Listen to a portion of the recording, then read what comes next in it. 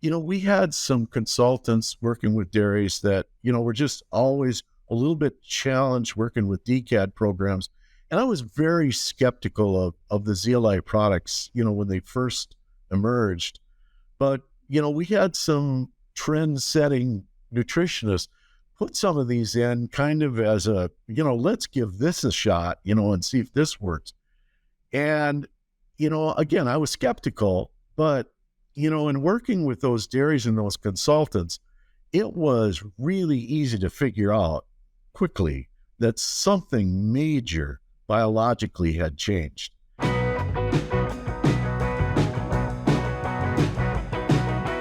Welcome back to the Dairy Podcast Show. My name is Barry Bradford from Michigan State University. Today I have the honor of talking with Dr. Patrick Hoffman, who is a professor emeritus from the University of Wisconsin. Dr. Hoffman spent the majority of his career based at the Marshfield Ag Research Station at the University of Wisconsin, carrying out dairy research there. In addition, being at that site made him a community member among the second and third largest dairy counties in the U.S. So as a result, Dr. Hoffman had the opportunity to be of service to the adjacent dairy community and experienced almost every dairy nutrition challenge possible. Dr. Hoffman retired from the university in 2015 and then worked with Vita Plus as a dairy technical specialist for another 6 years, which allowed him to continue tackling complex problems on dairy farms in Wisconsin and beyond. So although he's retired from that role now, Dr. Hoffman does remain active in the industry. So, Dr. Hoffman, thanks again for joining us today. Yeah, thanks for joining. I do have to make one correction, though. It's not Dr. Hoffman. It's just Professor Hoffman. That's a common thing that people do when you publish a lot of research. People assume. So it's not doctor. Just Pat is good. So I'm not sure if the podcast has the ability to award honorary doctorates or not, but yeah, if we can, we would give you one. So we'll call. Thank you very much. Yeah. So I'm curious, what got you started on this path towards a career working in dairy research? I don't even know if you grew up in a farm or anything like that. Oh, I think it's pretty typical, Barry. I grew up on a small farm in western Wisconsin, a little town called Arkansas, Wisconsin, spelled with a W on the end. Most people haven't heard of it, but I had the pretty traditional background, Barry, 4-H, FFA. And then for my bachelor's work, I attended UW-Platteville, which is in the southwest corner of Wisconsin. Great experience. And then I did my graduate work at UW-Madison, my master's degree at UW-Madison under Dr. Lou Armentano. And again, he was a great mentor, and it was just a great experience. Then I was a county agent for about 6 years, and was directly working with farmers both in dairy and agronomy, and that that really taught me that animal or crop production problems were actually real personal. I mean, there was a human on the other end of that was worried about their business or worried about their livelihood. So, I became, real cognizant of the personal business engagement of a problem. And you quickly become, pretty serious about it. I mean, even though some of the experiences were funny, but, you became, this was a problem for a real person. So I took it to heart and, always did the best I could with it. Absolutely. So you mentioned that, where you lived and being a resource with the university, you got exposed to lots of different types of nutrition problems. What sorts of things come to mind that you helped with over the years? Oh, wow. After, I spent time as a county agent, then, I moved to the Dairy Science Department at the University of Wisconsin-Madison. And I served as an outreach manager and researcher there for, approximately 30 years. And we were in the Marshfield Ag Research Station where I work, where I'm actually sitting right now. It was right in the dead center of Wisconsin. And the two second and third, I think, largest dairy counties in the United States are around So people knew where you were. I mean, they walked in the door, they called on the phone. Of course, later in my career, everything became email and texting and those kind of things. But I mean, it was, we've got a big problem and we've got to figure it out. And so we saw everything. Milk fever, tetany was a real common thing that we did a lot of work with the Marshfield Veterinary Diagnostic Laboratory at the time with milk fat suppression. We also saw a lot of ergo-alkaloid issues here because it's low wet soil. So we had tons of reed canary grass, which is not a real cool product to feed to a transition cow. For those in the audience that may not be aware of that, I mean, it has similar issues as fescue toxicity. So anyway, I mean, we published a lot of research and we had a lot of traffic, and I mean, it taught me so much about, there's the academic side of doing this, but there's also the strange and the bizarre aspects of science, and how things work on a dairy. And dairy cattle are really tough animals, but they're also really sensitive at the same time to some very little things. So we saw a lot of interaction with dairies and nutrition consultants and veterinarians. I mean, we had a community here turned into a statewide community, but yeah, we did the best we could with a lot of challenging situations. Yeah, the bridge from sort of generalized knowledge, which is necessary, right, to a solution on a specific place with a specific set of people and animals and crops is sometimes a wide chasm to cross. Well, yeah, very, very much so. Sometimes it really leads you scrambling almost sometimes even into the rat and mice literature to try to figure out, what's happening with something. Yeah, exactly. Yeah. So kind of on that note, I'm curious, you've had a very impactful, long career helping the dairy industry. If you look back over your career, is there sort of one key research insight that unlocked the biggest gains that you saw on farms in the real world? Well, I would, Barry, I'd have to limit that to nutrition, dairy cattle nutrition, which was, my major emphasis in research, and growth and development of young cattle too. But, two things, I could narrow it to two things, I think. One was when the folks at Cornell came out with the biohydrogenation of fatty acids and its role in milk fat suppression. I mean, geez, I spent, 25 years talking to dairymen and nutrition consultants about, forage length and particle length and buffering capacity and chewing times and feeding buffers and what the research was. And I remember Dr. Armitano explaining this to me. I remember, answering you, I said, you mean 3 grams of CLA or conjugated linoleic acid is what's causing milk fat suppression? I mean, I was just shocked. And a 700 kilo animal, right? Yeah. Yeah, I had a 700 kilo animal, and I was just shocked by that. Well, sure enough, as I transferred out of the research area, it was never my research area. I mean, that was, so aptly done by Tom Jenkins and Adam Locke at Michigan State, Kevin Harvertine at Penn State. But, when I went to the feed industry, we adopted a lot of that, and it made such a huge difference. It really did.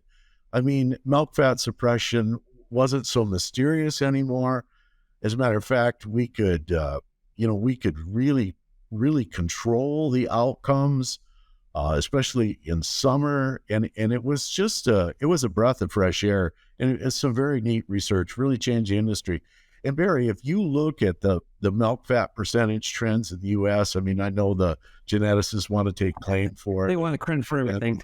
Yeah, and the nutritionists want to take credit for it. But I mean, it has made such a marked improvement.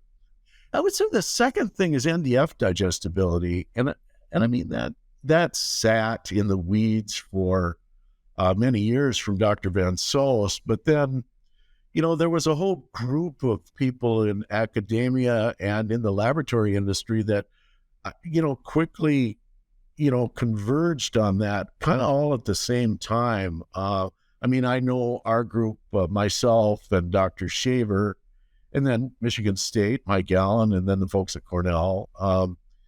Getting commercial NDF digestibility made a big difference. It took a lot of the mystery out of the calories coming from NDF, and it just made diets often more understandable. That there were differences in NDF digestibility. So I would pick those two things from a dairy cattle nutrition standpoint that, I think really did change the industry.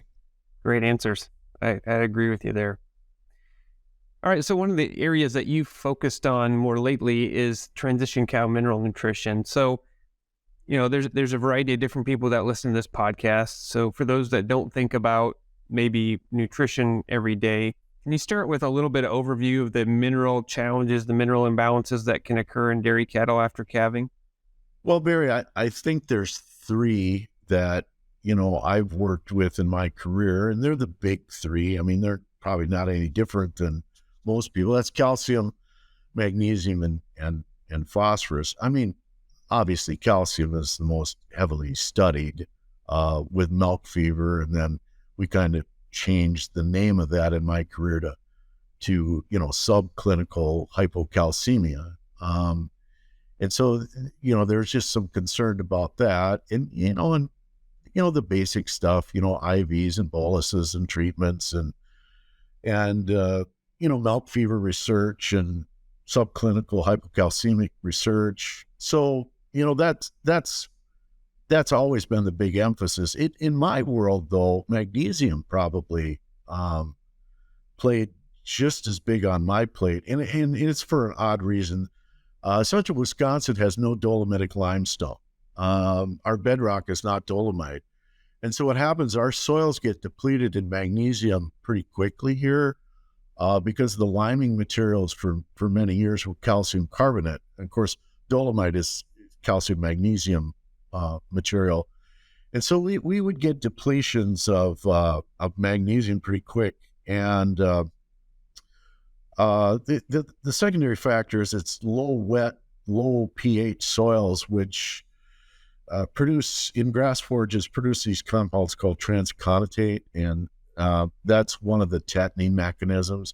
So we would see a lot of early, even mid-lactation cows just rapidly go down and not be responsive to calcium treatments. And if you recognize that as tetany, it was relatively easy to treat. You just bump the mag in the diet, and you did different IVs to treat magnesium. And our local veterinarian community became pretty quickly aware that we were kind of in the tetany capital of the world. We saw a lot of it, and probably still do in this area.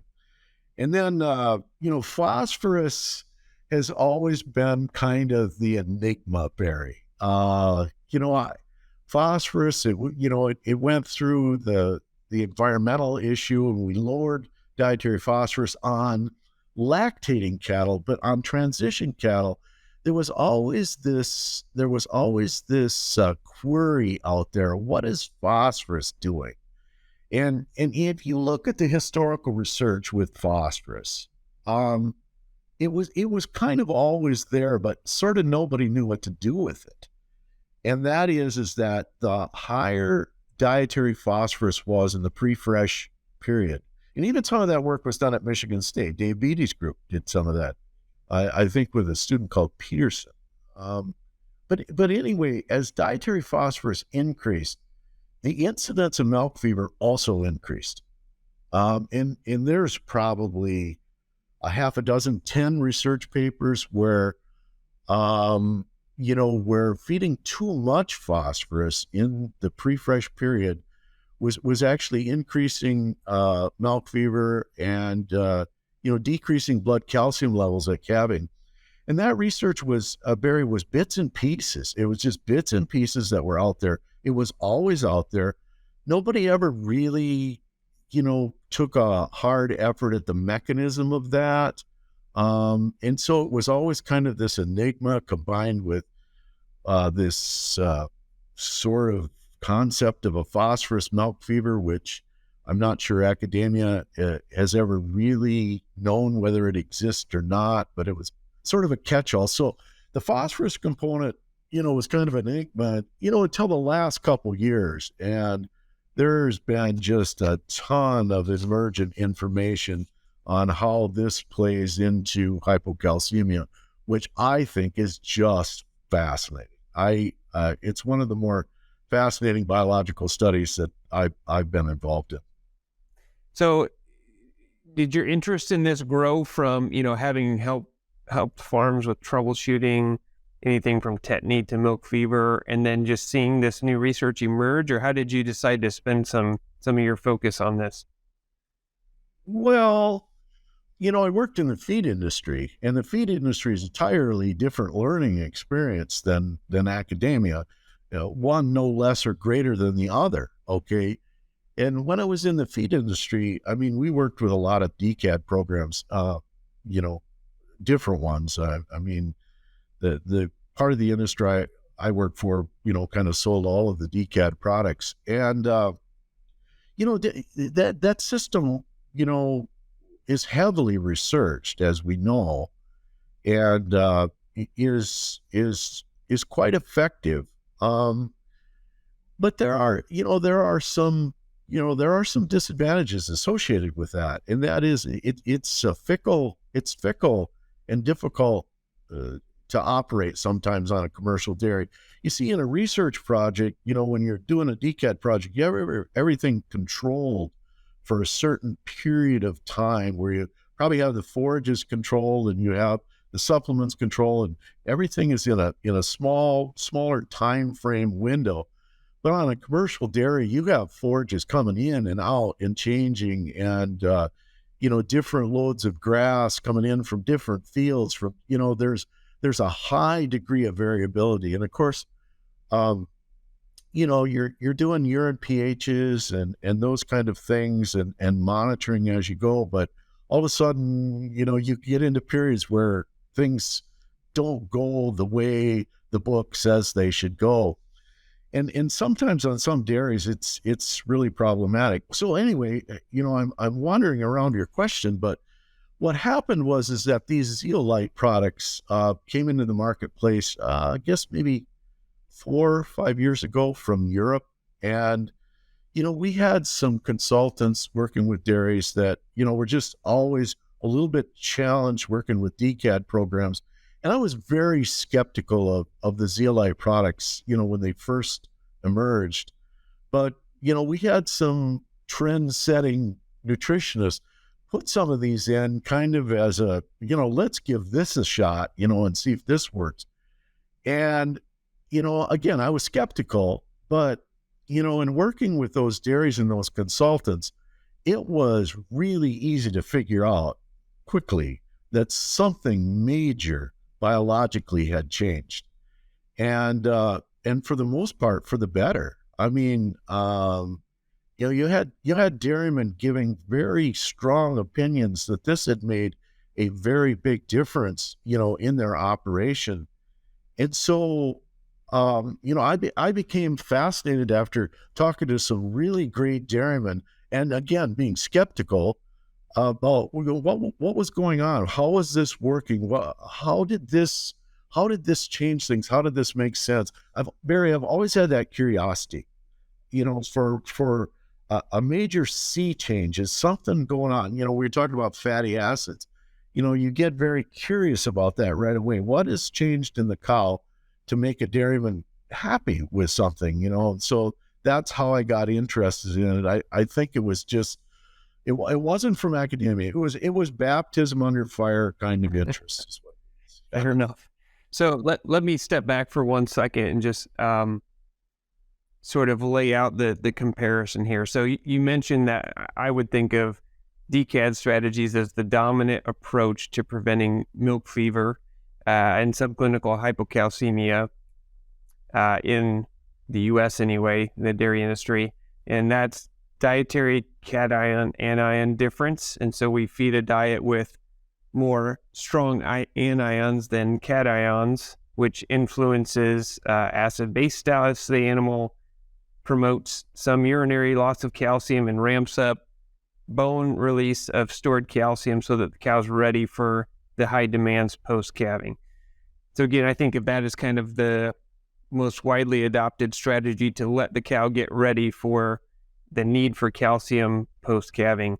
So you mentioned zeolite. Help me understand, what does this do? Is it anything to do with acid base? How does it work? Well, zeolite it's a synthetic zeolite. It's not, mined zeolite. I mean, it's manufactured in a facility where the process is controlled. Zeolite A is it has a high ion exchange capacity. I mean, it's a sodium aluminum silicate is what it is. And so for lack of better terms or easier terms, it binds. And so many years ago, if you look back in the 1960s and 70s, the research scientists were looking to lower dietary calcium or calcium restriction as a way of stimulating parathyroid hormone to get the animal to mobilize bone calcium prior to calving.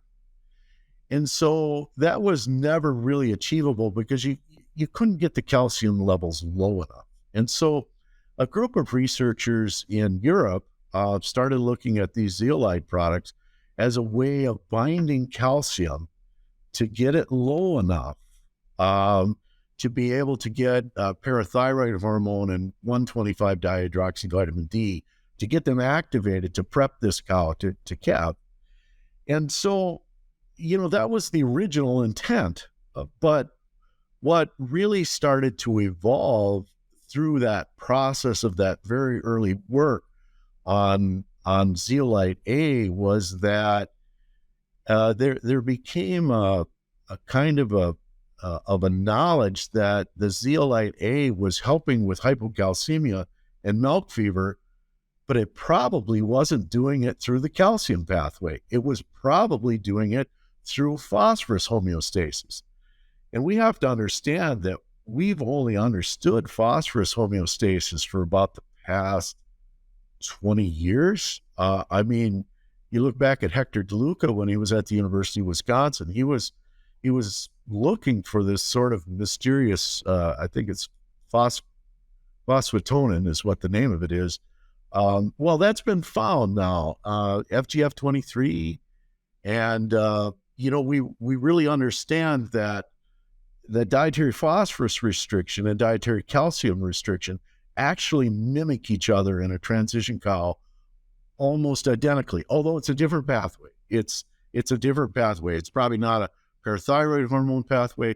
It's probably an FGF23 pathway. But these zeolite products likely bind dietary phosphorus, which is much easier to get low enough in the first place. I mean, you can get dietary phosphorus levels in a pre-fresh diet at 0.3, 0.35 really easy.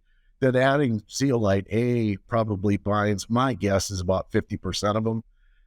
So you're actually in a phosphorus restriction, and there has been a growing amount of evidence. There's probably 10 zeolite trials in the world. There's currently, one was finished at Cornell. There's currently a very large one at the University of Wisconsin. And there was probably, like I said, 6 or 8 in Europe. So there's a fair amount of research evidence of working with these products when it comes to hypocalcemia and milk fever, Barry. Okay.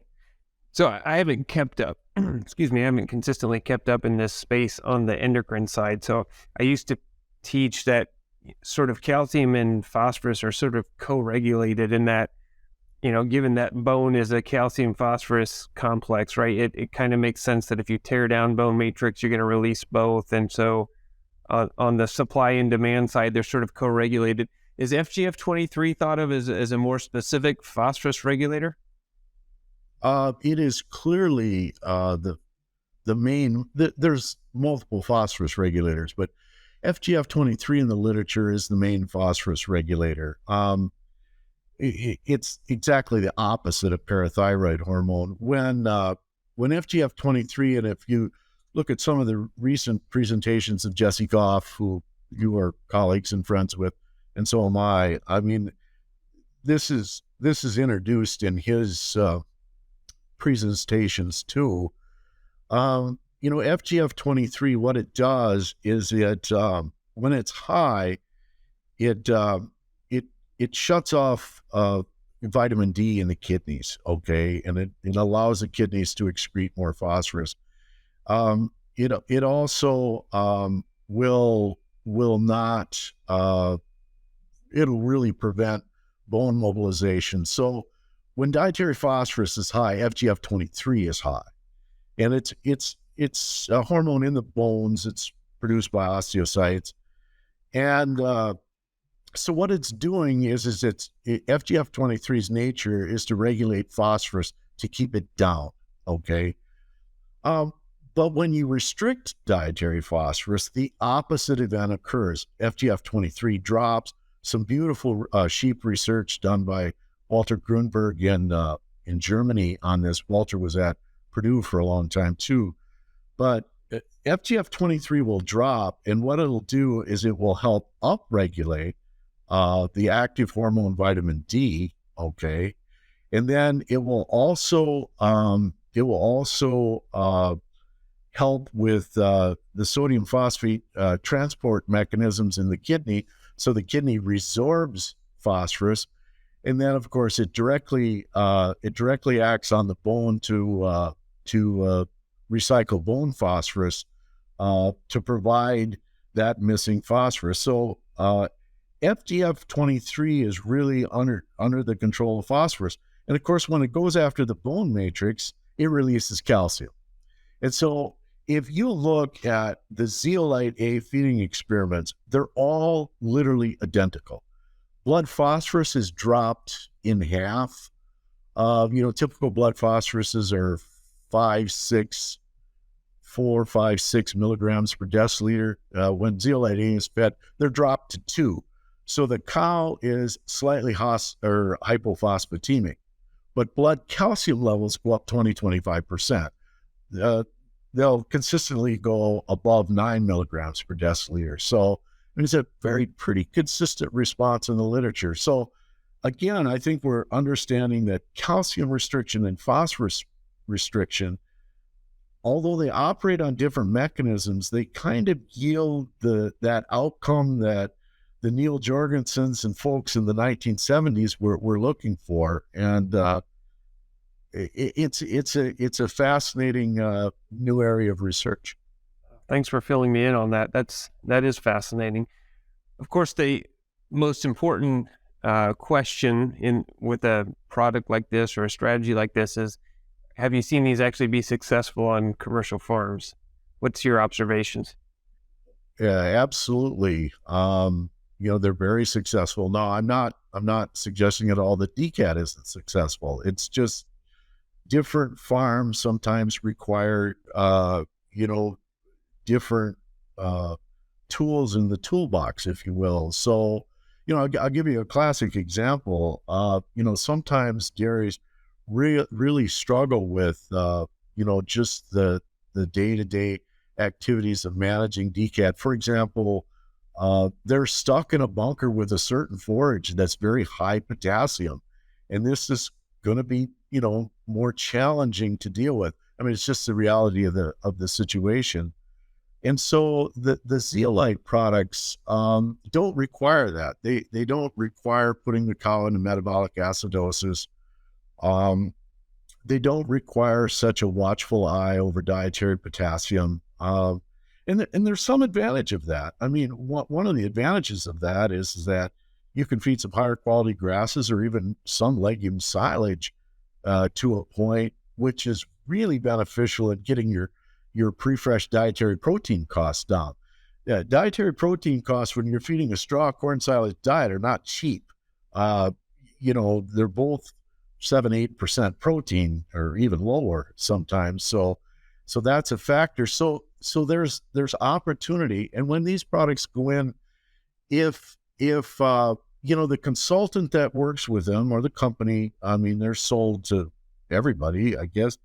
If they understand that dietary phosphorus is the mechanism or induction of a sort of a pseudo phosphorus restriction, and if they understand that and they keep their dietary phosphoruses known and controlled, somewhere around 0.3, 0.35, and then feed 9-10 grams of zeolite to go along with that per gram of phosphorus, which means about 450 grams of zeolite typically.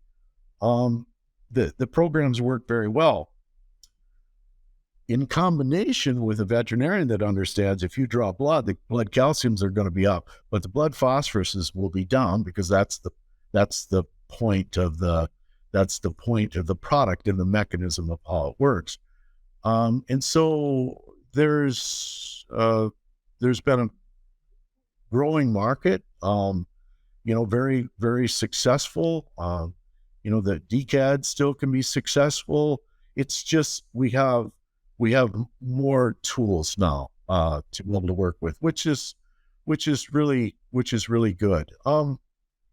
Sometimes on the zeolite products, because it's kind of a more aggressive mechanism. Maybe that's not fair, Barry, but it's fed for a shorter period of time. I mean, blood phosphorus is going to drop pretty quick when you feed zeolite A. And so, 14, 15 days is probably all you need to be on the product. Too long is probably not good. So what the realities then get into grouping. Do you have a group on a farm that you can split the pre-fresh group and all those kind of things? And sometimes you can, sometimes you can't. And if you can't, well, you probably would stick with the DCAD program. It's offering flexibility is what it's offering. I don't see it any more than that way. Yeah. So you already started to touch on the next piece I was going to ask you, which is what are some of the nuances of, let's say I'm working with a farm that's going to implement this. You already mentioned maybe the close-up period should be a little shorter. Like, what about, do you feed this to heifers? Any other keys to success that you've seen? Well, I think it's like with DCAD, some of the data would suggest that, 2-year-old cows probably don't benefit from either DCAD or these programs as much as older, the multiparous cows. I mean, that's not different than doing nothing or benign neglect or DCAD or whatever. I mean, there was a DCAD review, I think, done out of the Florida group that actually showed, some negative milk responses to DCAD and positive milk responses. I don't think with the zeolite products that it's either positive or negative on milk. It's more on hypocalcemia and control of milk fever. So the 2-year-old group is always, it doesn't hurt to feed them, but if you've got a separate 2-year-old group, you have to consider whether you want to feed them, whether just, sort of letting them be 2-year-olds might be more appropriate. The nuances of feeding zeolite, is a little shorter feeding period, really controlling dietary phosphorus, dietary calcium, believe it or not, you can be more flexible with. It could be a 0.5 or it could be a 0.7 of the diet. I don't think you want to get it extremely high or low or get carried away with it, but it's certainly, the program is less sensitive to dietary calcium because you're implementing the phosphorus homeostasis pathway and not calcium homeostasis. So, if you control, those things, then there's subtle nuances about, it's a real fine product. So, you don't want it in a small batch. I mean, you want to make sure it's mixed, or if the forages are really dry, it can get in one corner of the mixer.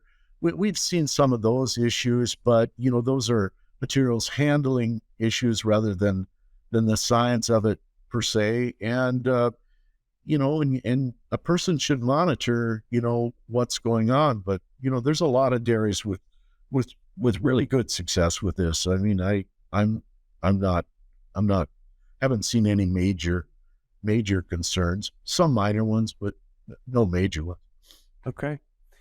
Thanks for filling us in on that. That's definitely a question I'm getting routinely right now. What do you know about zeolite? Is that something I should look at? So I think it's very useful. I have an off-the-wall question for you. So if you were gotten a time machine today and you went back to being a 15-year-old and somebody stopped you from going into ag, what career path do you think, you would choose at that point? Oh my God, Barry, that's an interesting question. I haven't thought about it a lot, but I've answered it in my own mind before. I would go straight to biochemistry at the University of Wisconsin-Madison. Yeah. I do. I would do the whole deal. I'd do if they'd let me in there. But I do the graduate degrees and stuff. I'm just fascinated from a biological mechanism, how things work. And so I have to back up here just a little bit, back to the zeolite. I mean, from my experience in the feed industry, why was this working? I got to studying this, and I'm throwing literature papers all over the place trying to figure out how this stuff works, and, it quickly emerged how this product and how sort of an artificial restriction of phosphorus would work. And this has been well supported by some European work now, very nicely with lots of mechanisms. And so, I did all this stuff, throwing paper, just because I'm fascinated by it, well, then only to find out that my friend Tommy Crenshaw, colleague in the animal science department, which now merged with dairy science at the University of Wisconsin, wrote this whole mechanism out for monogastrics. I mean, he had written the whole thing out. And of course, I don't get the Journal of Animal Science, but he had this whole thing just so eloquently laid out about how, low phosphorus, really, really works with calcium metabolism. Of course, he was interested in bones and monogastric. And all you really have to do is you just have to put in the missing pieces that dairy cows recycle a ton of phosphorus through saliva. And that's where these zeolite products, that's what they're probably binding, is salivary phosphate, because it's so readily and easy to bind at that level. I mean, that's at least the theory. But anyway, I got off your question a little bit.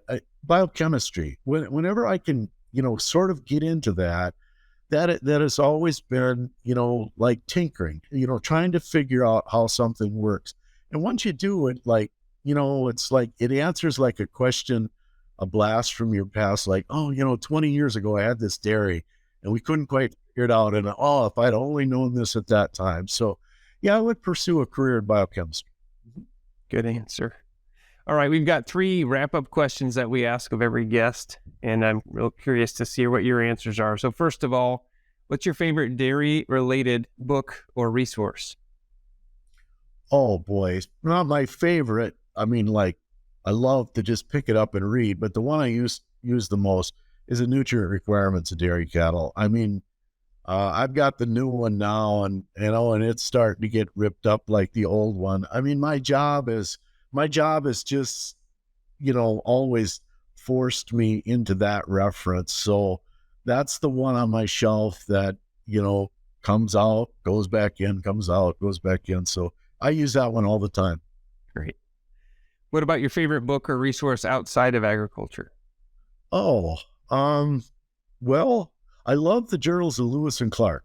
I've read them twice. The abridged journals are just fun to read what they experienced. They're written so well that you can almost place yourself in their journey from St. Louis to the Pacific Ocean.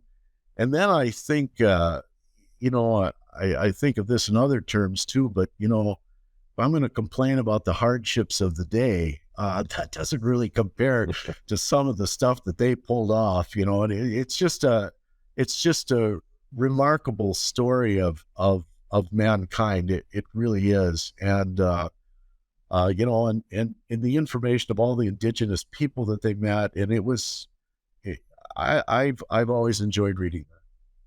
It's easy to forget how courageous they had to be to do that at that time. Yes. Amazing. Very much so. All right. Last but not least, in your opinion, what sets successful dairy professionals apart from those that are less successful? Oh, I think that's pretty clear. Dairy professionals like feed consultants and even dairymen themselves, you have to be open to new ideas. You have to be, because if you are sure that you know everything today, wait till tomorrow. I mean, and I guess that's the beauty of being a little bit older in this field. You will be surprised by what information you believed for 10 years really did not turn out to be that rock solid, and that something new could come along pretty quickly and displace an old technology. I always one of my, I'm probably being long-winded here, but one of my fascinations when I was in graduate school is I'd always go read archive agricultural research. And I remember reading when they first did the first milking machine studies at the University of Wisconsin. Well, if you were stuck on hand milking cows, that technology got replaced pretty quick, So you always have to be open-minded and willing to learn and think about something. And it may not be the best idea, but just never be closed-minded about something, because something could come along, and that's when it's fun. I mean, for me, that's when it's really fun, is when something new and neat comes along that really helps dairy producers. I'm all for it. Yeah. Great. Good wisdom there. Well, Pat Hoffman, thank you so much for joining us on the Dairy Podcast Show. I think that was a fantastic conversation. Well, thank you. Thanks for letting me do it. I enjoyed it very much. So again, this is Barry Bradford signing off from the Dairy Podcast Show. And if you haven't subscribed, don't forget to do it now. See you next time.